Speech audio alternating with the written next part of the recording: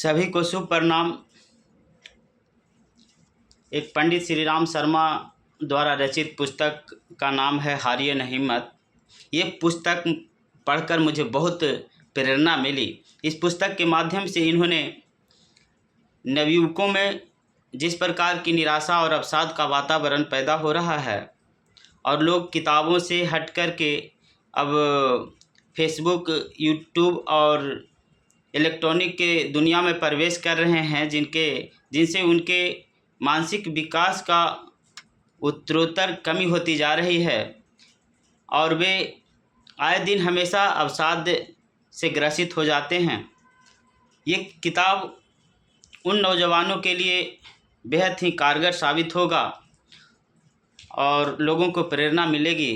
इस किताब के पहला चैप्टर में लिखे हैं कि दूसरों के छिद्रों को देखने से पहले अपने छिद्रों को टटोलो। किसी और की बुराई करने से पहले यह देख लो कि हमें तो कोई बुराई नहीं है। यदि हो तो पहले उसे दूर करो। दूसरों को निंदा करने में जितना समय देते हो उतना समय अपने आत्मोत्कर्ष में लगाओ, तब स्वयं इससे सहमत होगे कि पर निंदा से बढ़ने वाले द्वेष को त्याग कर परम आनंद प्राप्ति की बढ़ रहे हो। संसार को जीतने की इच्छा रखने वाले मनुष्यों, पहले अपने को जीतने की चेष्टा करो। यदि तुम ऐसा कर सके तो एक दिन तुम्हारा विश्व विजेता बनने का स्वप्न पूरा होकर रहेगा। तुम अपने जीते इंद्रिय रूप से संसार के सब प्राणियों को अपने संकेत पर चला सकोगे। संसार का कोई भी जीव तुम्हारा विरोध नहीं करेगा। दूसरे चैप्टर में इन्होंने लिखे हैं आध्यात्मिक चिंतन अनिवार्य है। जो लोग आध्यात्मिक चिंतन से विमुख होकर केवल लोकोकारी कार्य में लगे रहते हैं, वे अपनी ही सफलता अथवा सद्गुणों पर मोहित हो जाते हैं। वे अपने आप को लोक सेवक के रूप में देखने लगते हैं। ऐसे अवस्था में वे आशा करते हैं कि लोग उनकी कार्यों की प्रशंसा करें, उनका कहा माने। उनका बढ़ा हुआ अभिमान उन्हें अनेक लोगों का शत्रु बना देता है। इससे उनकी लोक सेवा उन्हें वास्तविक लोक सेवक न बनाकर लोक विनाश का रूप धारण कर लेती है। आध्यात्मिक चिंतन के बिना मनुष्य में विनीत भाव नहीं आ सकता और न उसमें अपने आप को सुधारने की क्षमता रह जाती है। वह भूलों पर भूल करता चला जाता है और इस प्रकार अपने जीवन को विकल बना देता है। उनका तीसरा अध्याय है मानव मात्र को प्रेम करो। हम जिस भारतीय संस्कृति में रहते हैं, जिस भारतीय विचारधारा का प्रचार प्रसार करना चाहते हैं, उससे आपके समस्त कष्टों का निवारण हो सकता है। राजनीतिक शक्ति द्वारा आपके अधिकारों की रक्षा हो सकती है, पर जिस स्थान से हमारे सुख और दुख की उत्पत्ति होती है उसका नियंत्रण राजनीतिक शक्ति नहीं कर सकती। यह कार्य आध्यात्मिक उन्नति से ही संपन्न हो सकता है। मनुष्य को मनुष्य बनाने की वास्तविक शक्ति भारतीय संस्कृति में ही है। यह संस्कृति हमें सिखाती है कि मनुष्य मनुष्य से प्रेम करने को पैदा हुआ है, लड़ने मरने को नहीं। अगर हमारे सभी कार्यक्रम ठीक ढंग से चलते रहे तो भारतीय संस्कृति का सूर्योदय अवश्य होगा। ये उनके कर्मवाणी है। उनके तीसरे में है अंतरात्मा का सहारा पकड़ो। यदि तुम शांति, सामर्थ्य और शक्ति चाहते हो तो अंतरात्मा का सहारा पकड़ो, किसी और का नहीं। यदि तुम सारे संसार को धोखा दे सकते हो किंतु अपनी आत्मा को कौन धोखा दे सका है? यदि प्रत्येक कार्य में आप अंतरात्मा की सम्मति प्राप्त कर लिया करेंगे तो विवेक पथ नष्ट न होगा। दुनिया भर का विरोध करने पर भी आपको सफलता प्राप्त करने से नहीं रोक सकता। जब कोई मनुष्य अपने आप को अद्वितीय व्यक्ति समझने लगता है और अपने आप को चरित्र में सबसे श्रेष्ठ मानने लगता है, तब उसका आध्यात्मिक पतन होता है। मन में सबके लिए सद्भावनाएं रखना, संयमपूर्ण सचरित्रता के साथ समय व्यतीत करना, वाणी को केवल सत्प्रयोजनों के लिए ही बोलना, न्यायपूर्ण कमाई पर ही गुजारा करना, भगवान का स्मरण करते रहना और अपने कर्तव्य पर आरूढ़ रहना, अनुकूल प्रतिकूल परिस्थितियों में विचलित न होना, यही नियम है जिनका पालन करने से जीवन यज्ञ बन जाता है। मनुष्य जीवन को सफल बना लेना ही सच्ची दूरदर्शिता और बुद्धिमत्ता है। जब तक हम में अहंकार की भावना रहेगी तब तक त्याग की भावना का उदय होना काफ़ी कठिन है। उनका पांचवा अध्याय है हंसते रहो, मुस्कुराते रहो। उठो, जागो और रुको मत। जो कोटेशन कभी विवेकानंद ने दिए थे, उठो और आगे बढ़ो। जब तक कि लक्ष्य प्राप्त न हो जाए, कोई दूसरा तुम्हारे प्रति बुराई करे, निंदा करे, उद्वेगजनक बात कहे तो उसको सहन करने और उससे उत्तर न देने से बैर आगे नहीं बढ़ता। अपने ही मन में कह लेना चाहिए कि इसका सबसे अच्छा उत्तर है मौन। जो अपने कर्तव्य कार्य में जुटा रहता है और दूसरों के अवगुणों की खोज में नहीं रहता, उसे आंतरिक प्रसन्नता रहती है। जीवन में उतार चढ़ाव आते ही रहते हैं। हंसते रहो, मुस्कुराते रहो। ऐसा मुख किस काम का जो हंसे नहीं मुस्कुराए नहीं। जो व्यक्ति अपनी मानसिक शक्ति स्थिर रखना चाहते हैं उनको दूसरों की आलोचनाओं से चिढ़ना नहीं चाहिए। तभी तो योन नागोची ने कहे थे, जब जीवन की कगारों की हरियाली सूख गई हो, पक्षियों का कलरव मौन हो, सूरज के मुख पर ग्रहण की गहरी छाया होती जा रही हो और परखे हुए मित्र और आत्मीयजन कांटों भरे रास्तों पर छोड़कर अकेला चल दिए हों और संसार का सारा गुस्सा मेरे भाग पर बरसने वाला हो, तो हे प्रभु बस इतनी सी कृपा करना, मेरे अधरों पर से हंसी की उजली सी मुस्कान न छीने। हंसते रहो, मुस्कुराते रहो, अपनी शक्ति भर कार्य करो। तुम्हें यह देखना होगा कि इस संसार में कुछ कठिनाइयां हैं जो तुम्हें सहन करनी है। वे पूर्व कर्मों के फलस्वरूप तुम्हें अजय प्रतीत होती हैं। जहाँ कहीं भी कार्य में घबराहट हो, थकावट हो, वहाँ अत्यंत प्रबल शक्ति भी है। अपना कार्य कर चुकने पर एक ओर खड़े हो, कर्म के फल को समय की धारा में प्रवाहित हो जाने दो। अपनी शक्ति भर कार्य करो और तब अपना आत्मसमर्पण करो। किन्हीं भी घटनाओं में हतोत्साहित न हो। तुम्हारा अपने ही कर्मों पर अधिकार हो सकता है, दूसरे के कर्मों पर नहीं। आलोचना न करो, आशा न करो, भय न करो, सब अच्छा ही होगा। अनुभव आता है और जाता है। खिन्न हो, तुम दृढ़ भित्ति पर खड़े हुए हो। मार्गदर्शन के लिए अपनी ही ओर देखो। किसी और से मार्गदर्शन लेने की कोई गुंजाइश नहीं है। साक्षात्कार संपन्न पुरुष न तो दूसरों को दोष लगाता है और न अपने को अधिक शक्तिमान वस्तुओं से आच्छादित होने के कारण स्थितियों की अवहेलना करता है। अहंकार से उतना ही सावधान रहो जितना एक पागल कुत्ते से। जैसे तुम विष या विषधर सर्प को नहीं छूते, उसी प्रकार सीधियों से अलग रहो उन लोगों से भी जो इनका प्रतिपाद करते हैं। अपने मन और हृदय की संपूर्ण क्रियाओं को ईश्वर की ओर संचारित करो। दूसरों का विश्वास तुम्हें अधिकाधिक कमजोर और असहाय और दुखी बनाएगा। मार्गदर्शन के लिए अपनी ही ओर देखो, दूसरों की ओर नहीं। तुम्हारी सत्यता तुम्हें दृढ़ बनाएगी और तुम्हारी दृढ़ता तुम्हें मंजिल तक पहुंचाएगी। अपनी आप की समालोचना करो। जो कुछ हो होने दो, जो कुछ तुम्हारे बारे में कहा जाए उसे कहने दो। ये सब बातें तुम्हें मृग तृष्णा के जल के समान आसार लगनी चाहिए। यदि तुमने संसार का सच्चा त्याग किया है तो इन बातों से तुम्हें कैसे कष्ट पहुंच सकता है। अपनी आप की समालोचना में कुछ भी कसर मत करना, तभी वास्तविक उन्नति होगी। प्रत्येक क्षण और अवसर का लाभ उठाओ। मार्ग लंबा है और समय वेग से निकला जा रहा है। अपने संपूर्ण आत्मबल के साथ कार्य में लग जाओ, लक्ष्य तक जरूर पहुंचोगे। किसी बात के लिए भी अपने को क्षुब्ध न करो। मनुष्य में नहीं, ईश्वर में विश्वास करो। वह तुम्हें रास्ता दिखाएगा और सन्मार्ग सुझाएगा। नर्मता, सरलता, साधुता, सहिष्णुता का अभ्यास करो। अपने उत्तरदायित्वों को समझो। किसी के दोषों को देखने और उन पर टीका टिप्पणी करने से पहले अपने बड़े बड़े दोषों का अन्वेषण करो। यदि अपनी वाणी का नियंत्रण नहीं कर सके तो उसे दूसरों के प्रतिकूल नहीं बल्कि अपने प्रतिकूल उपदेश करने दो। सबसे पहले अपने घर को नियमित बनाओ, क्योंकि बिना आचरण के आत्म अनुभव नहीं हो सकता। नर्मता, सरलता, साधुता, सहिष्णुता, ये सब आत्म अनुभव के प्रधान अंग हैं। दूसरे तुम्हारे साथ क्या करते हैं इसकी चिंता न करो। आत्मोन्नति में तत्पर रहो। यदि यह तथ्य समझ लिया तो एक बड़े रहस्य को पा लिया। अंतःकरण के धन को ढूंढो। तुम्हें अपने मन को सदा कार्य में लगाए रखना होगा, इसे बेकार न रहने दो। जीवन को गंभीरता के साथ बिताओ। तुम्हारे सामने आत्मोन्नति के महान कार्य पड़े हैं और पास में समय थोड़ा है। यदि अपनों को असावधानी के साथ भटकने दोगे तुम्हें शोक करना होगा और इससे भी बुरी स्थिति को प्राप्त होगे। धैर्य और आशा रखो तो शीघ्र ही जीवन की समस्त स्थिति का सामना आप कर पाओगे।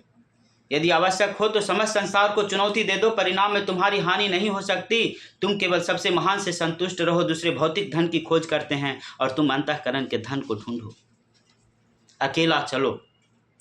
महान व्यक्ति सदैव अकेले चले हैं और इस अकेलेपन के कारण ही दूर तक चले हैं। अकेले व्यक्तियों ने ही अपने सहारे ही संसार के महानतम कार्य संपन्न किए हैं।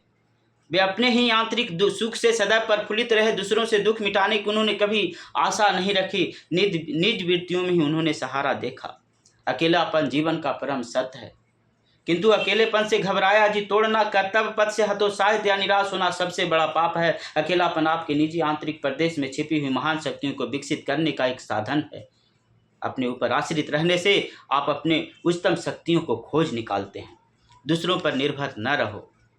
जिस दिन तुम्हें अपने हाथ पैर और दिल पर भरोसा हो जाएगी उस दिन तुम्हारी अंतरात्मा कहेगी, बाधाओं को कुचलकर तू चल, अकेला चल। जिन व्यक्तियों पर तुमने आशा के विशाल महल बना रखे हैं वे कल्पना के व्योम में विहार करने के समान अस्थिर, सारहीन और खोखले हैं। अपनी आशा को दूसरों में संलिष्ट कर देना, अपनी स्वयं की मौलिकता का हास कर देना, और साहस को पंगु कर देना है। जो व्यक्ति दूसरों की सहायता पर जीवन यात्रा करता है वह शीघ्र ही अकेला रह जाता है। दूसरों को अपने जीवन का संचालक बना देना ऐसा ही है जैसा अपनी नौका को ऐसे प्रवाह में डाल देना जिसके अंत का आपको कोई ज्ञान नहीं है। एक महान शक्ति है। प्रेम ही एक ऐसी महान शक्ति है जो प्रत्येक दिशा में जीवन को आगे बढ़ाने में सहायक होती है। बिना प्रेम के किसी के विचारों में परिवर्तन नहीं लाया जा सकता।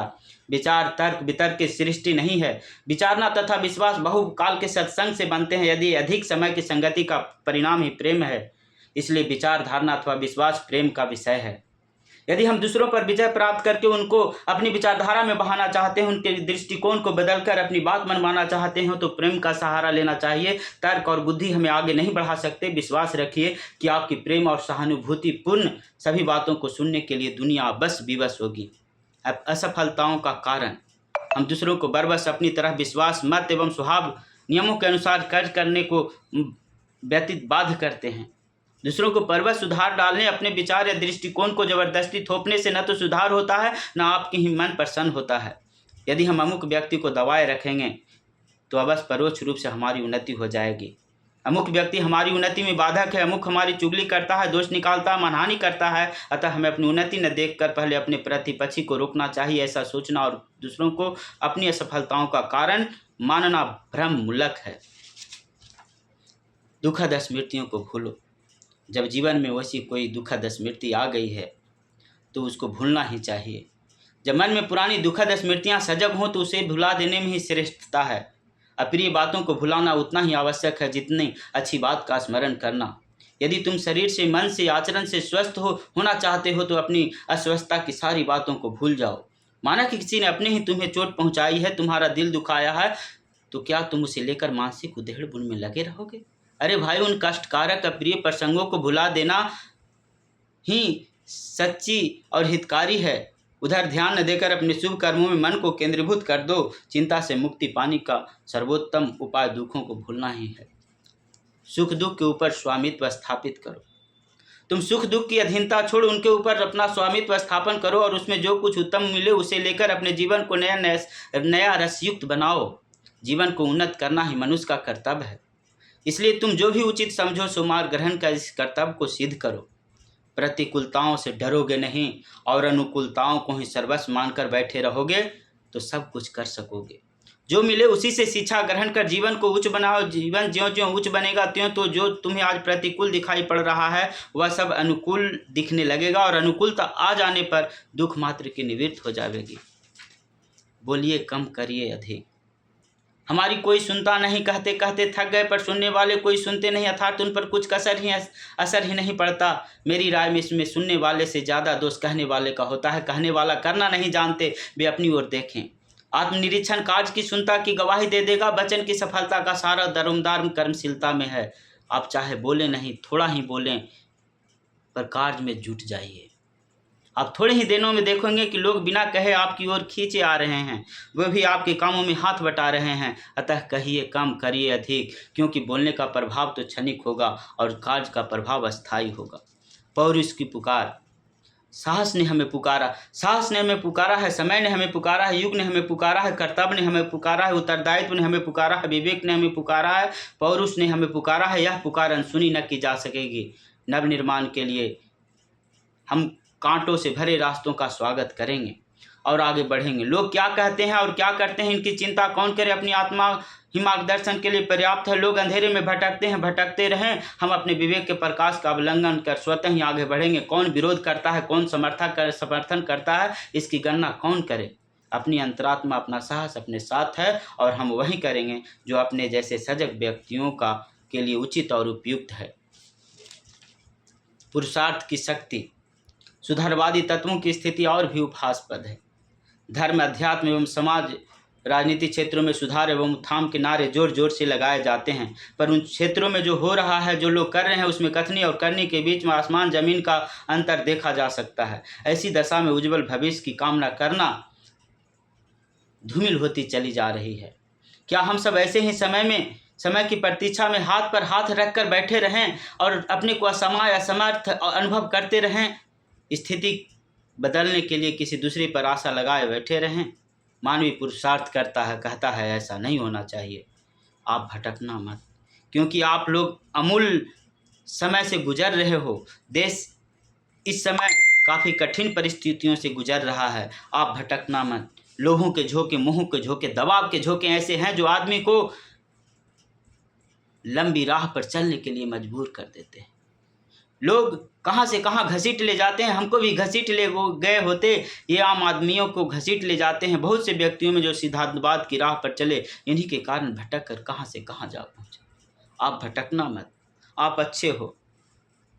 आपको जब कभी भटकन आए, आप अपने उस दिन की, उस समय की मना स्थिति को याद कर लेना, जबकि आपके भीतर से श्रद्धा का एक अंकुर उगा था अपने लक्ष्यों के प्रति। उसी बात को याद रखना, अपने माँ और बाबूजी का।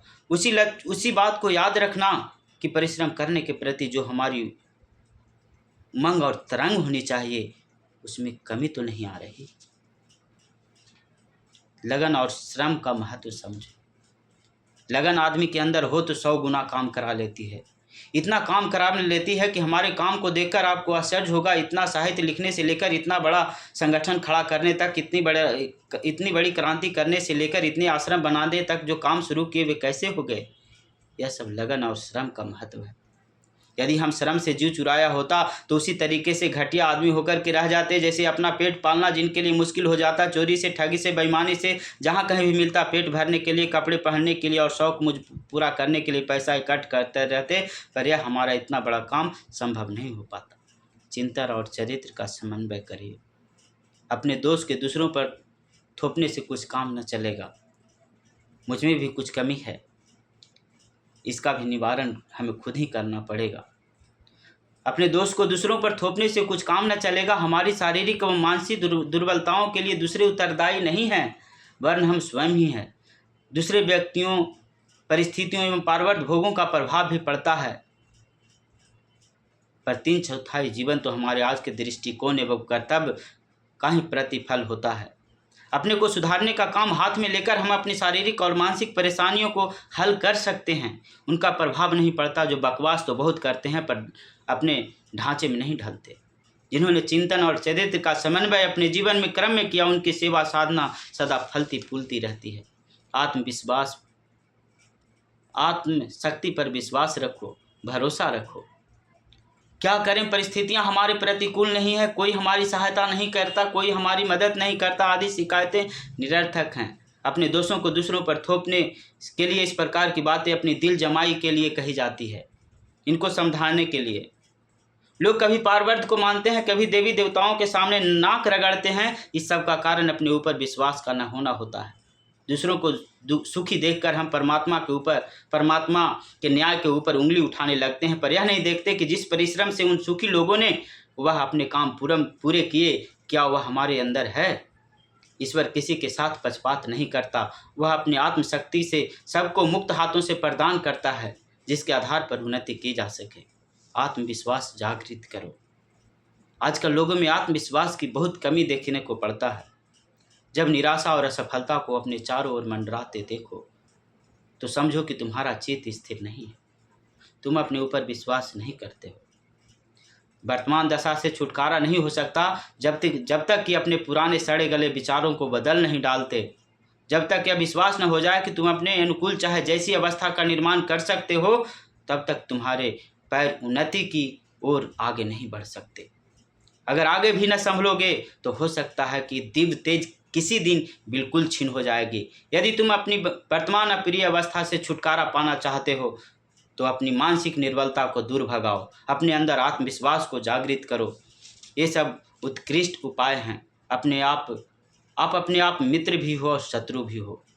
इनके अनुसार इस बात का शोक मत करो कि मुझे बार बार असफल होना पड़ता है। परवाह मत करो, क्योंकि समय अनंत है। बार बार प्रयत्न करो और आगे की ओर कदम बढ़ाओ। निरंतर कर्तव्य करते रहो, आज नहीं तो कल तुम सफल होकर रहोगे। सहायता के लिए दूसरों के सामने मत गिड़गिड़ाओ, क्योंकि यथार्थ में किसी में भी इतनी सहायता, इतनी शक्ति और सामर्थ्य नहीं है जो तुम्हें सहायता कर सके। किसी कष्ट के लिए दूसरों पर दोषारोपण मत करो, क्योंकि यथार्थ में किसी में भी इतनी दुख नहीं पहुंचा सकता। तुम स्वयं ही अपने मित्र हो और स्वयं ही अपने शत्रु हो। वह तुम्हारी ही पैदा की हुई है। अपना दृष्टिकोण जिस दिन बदल दोगे, दूसरे ही क्षण भय के भूत अंतरिक्ष में तिरोहित हो जाएगा। खिलाड़ी भावना अपनाओ। आपके विषय में, आपकी योजनाओं के विषय में, आपके उद्देश्यों के विषय में जो लोग कुछ विचार करते हैं, उस पर अधिक ध्यान देने की आवश्यकता नहीं है। अगर वे आपको कल्पनाओं के पीछे दौड़ने वाला, उन्मुक्त अथवा स्वप्न देखने वाला स्वप्नदर्शी कहें तो इसकी परवाह मत करो। तुम अपने व्यक्तित्व पर श्रद्धा को बनाए रहो। किसी मनुष्य के कहने से, किसी आपत्ति आने से अपने आत्मविश्वास को डगमगाने मत दो। आत्मश्रद्धा को कायम रखो और आगे बढ़ते रहोगे तो जल्दी या देर में संसार आपको रास्ता देगा ही देगा। आगे भी प्रगति के प्रयास तो जारी रखे ही जाएं, पर यह सब खिलाड़ी भावना से ही अपनानी चाहिए। संतोष भरा जीवन जिएं। समझदारी और विचारशीलता का तकाजा है कि संसार चक्र के बदलते क्रम के रूप अपनी मन स्थिति को तैयार रखा जाए। लाभ, सुख, सफलता, प्रगति, वैभव आदि मिलने पर अहंकार से ऐंठने की जरूरत नहीं है। कहा नहीं जा सकता कि यह स्थिति कब तक रहेगी। ऐसी दशा में रोने, खींचने, निराश होने में शक्ति नष्ट करना व्यर्थ है। परिवर्तन के अनुरूप अपने को ढालने में, विपन्नता को सुधारने में, सोचने, हल निकालने और तालमेल बिठाने में मस्तिष्क को लगाया जाए तो यह प्रयत्न रोने और सिर ढूंढने की अपेक्षा काफ़ी श्रेष्ठ कर सिद्ध होगा। बुद्धिमानी इसी में है कि जो उपलब्ध है उसका आनंद लिया जाए और जो संतोष भरा तथा संतुलित जीवन जिया जाए। विचार और कार्य संतुलित करो। एक साथ बहुत सारे काम निपटाने के चक्कर में मनोयोग से कोई कार्य पूरा नहीं हो पाता। आधा अधूरा कार्य छोड़कर दूसरे कार्यों में भागने लगता है। यहीं से श्रम और समय की बर्बादी शुरू होती है तथा मन में खीज उत्पन्न होती है। विचार और कार्य सीमित एवं संतुलित कर लेने से श्रम और शक्ति का व्यय रुक जाता है और व्यक्ति सफलता के सोपानों पर निरंतर चढ़ता चला जाता है। कोई भी काम करते समय अपने मन को उच्च भावों से और संस्कारों से ओतप्रोत रखना ही सांसारिक जीवन में सफलता पाने का मूल मंत्र है। हम जहाँ रह रहे हैं उसे नहीं बदल सकते, पर अपनी आप को बदलकर हर स्थिति से आनंद ले सकते हैं। दूसरों पर आश्रित ना हो। दूसरों से यह अपेक्षा करना कि सभी हमसे होंगे और हमारे कहे अनुसार चलेंगे, मानसिक तनाव बने रहने का, निरंतर उलझनों में फंसे रहने का मुख्य कारण है। इसे छुटकारा पाने के लिए आवश्यक है कि हम चुपचाप शांतिपूर्वक अपना काम करते चलें, लोगों को अपने हिसाब से चलने दें। किसी व्यक्ति पर हावी होने की कोशिश न करें और न ही किसी को खुश करने के चक्कर में अपने अमूल्य समय और शक्ति का व्यय ही करें। यह सोचना निरर्थक है कि कोई हमारी बात ही माने, उसके अनुसार चलें, हमें रुचि ले और हमारी ही सहायता करे, यह चाहनाएं भी गलत है और हानिकारक भी। दूसरों पर भावनात्मक रूप से आश्रित न होना ही श्रेष्ठकर है। इसलिए इनको भी त्यागना होगा। धर्म का सार तत्व। वो कहते हैं, अस्त व्यस्त जीवन जीना, जल्दीबाजी करना, रात दिन व्यस्त रहना, हर पल क्षण को काम काज में ठूसते रहना मन क्षेत्र में भारी तनाव पैदा करता है। अतः यहाँ यह आवश्यक हो जाता है कि अपनी जीवन विधि को, दैनिक जीवन को विवेकपूर्ण बनाकर चलें। ईमानदारी, सहनशीलता, सजनता, नियमितता, सुव्यवस्था से भरा पूरा हल्का फुल्का जीवन जीने से ही मन क्षेत्र का सदुपयोग होता है और ईश्वर प्रदत्त क्षमता से समुचित लाभ उठा सकने का सुयोग बनता है। कर्तव्य के पालन का आनंद लूटो, विद्वनों से बिना डरे जूझते रहो। यही है धर्म का सार तत्व। आत्मविश्वास और अविरल अध्यवसाय। संसार के सारे महापुरुष प्रारंभ में साधारण श्रेणी, साधारण योग्यताओं, क्षमताओं के व्यक्ति रहे हैं।